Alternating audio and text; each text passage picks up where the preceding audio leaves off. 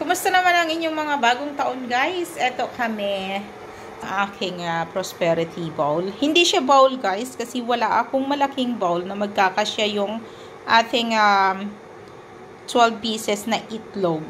So, meron ako ditong inihandang mga ganito. Mga used jar na siya, guys. So, meron akong bigas, asin, asukal, coins, at tubig. So, wala tayong inilagay na pera ating prosperity bowl or prosperity plate, ha. Tayong pera kasi wala ako noon. So, yan lang yung ating pitaka dito.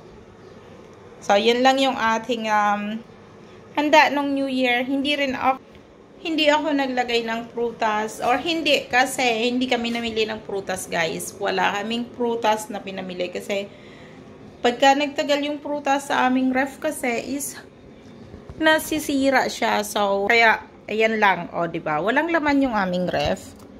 Kain lang ng ilang araw yung aming laman kasi yung ref namin is hindi siya masyadong maganda or hindi masyadong lumalamig. Kaya, kailangan na tipid ha.